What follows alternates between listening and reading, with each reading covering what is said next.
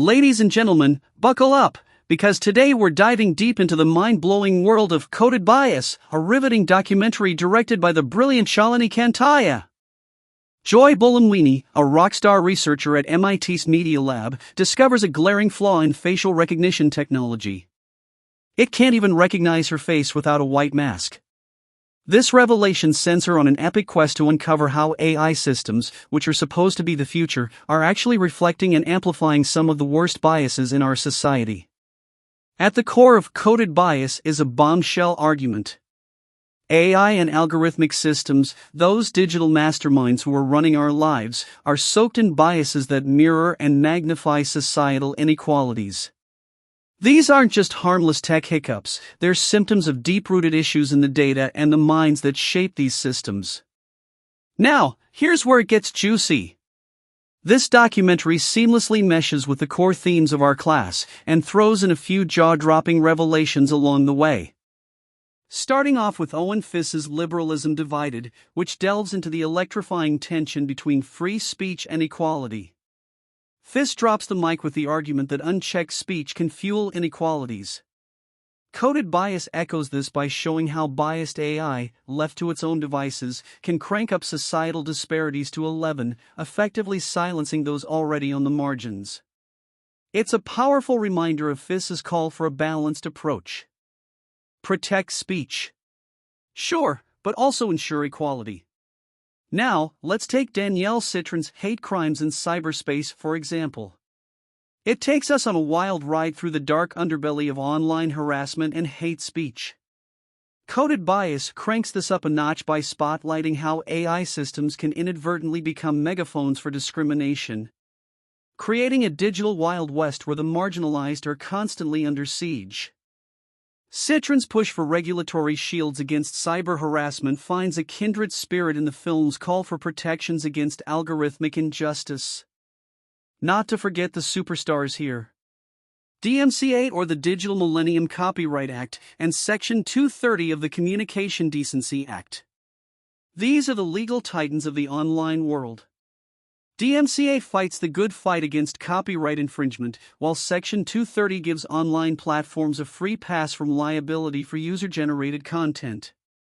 But coded bias throws a curveball. What happens when AI moderates content with its built-in biases? Unjust censorship and stifled speech, that's what. The film raises critical questions about these laws in the age of AI, challenging us to rethink how we handle bias and accountability in our digital world.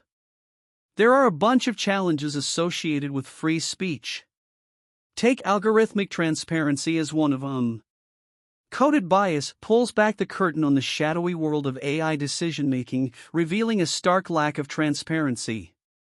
This opacity not only perpetuates bias, but also threatens free speech by disproportionately targeting marginalized voices, much like the chilling silencing effect of cyber harassment. Also, another challenge here is bias and discrimination. AI's biased outcomes are like digital landmines, reinforcing social inequalities and silencing those already on the fringes. This resonates with Fiss's argument for the regulation of speech to ensure equality, shining a spotlight on the need for intervention. And the last challenge I can think of is regulation and accountability. The breakneck speed of AI development leaves regulatory frameworks choking on the dust. This lag creates a Wild West atmosphere where abuses can run rampant, infringing on free speech and equal rights. It's a reflection of the challenges we face with hate speech and online harassment, amplified in the age of AI. Now, drawing from the core arguments of coded bias, we need some bold moves to tackle these challenges. We can start with something like Algorithmic Accountability Act. Let's push for legislation that demands transparency and accountability from AI systems. Regular audits, impact assessments, and public disclosures of AI decision-making processes are essential.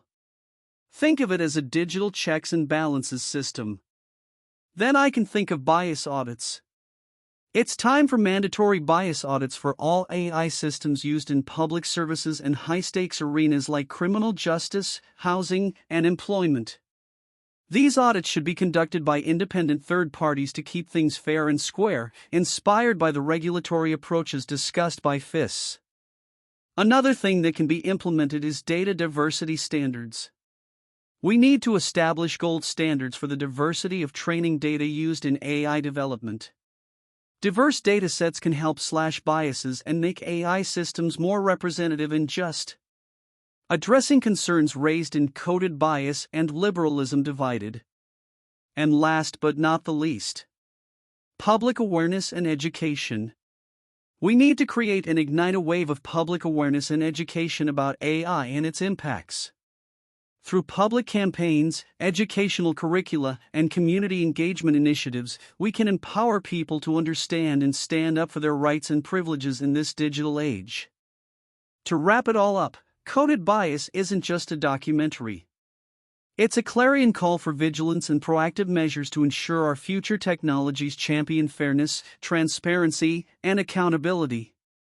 By tackling these biases head-on with bold policy and legal reforms, we can protect the digital public sphere as a sanctuary for free and equal participation.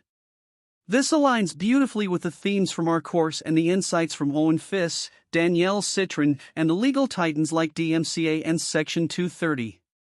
But before we close, I want to leave you with a challenge and a question. As we rapidly advance into an AI-driven future, what happens when the gatekeepers of our most fundamental rights and freedoms become faceless algorithms? Can we trust these systems, crafted by human hands yet often beyond human understanding, to uphold the values we hold dear? And most importantly, what role will you play in ensuring that the digital future we create is one that respects and enhances our human dignity? Thank you for your time, and let's keep the conversation alive.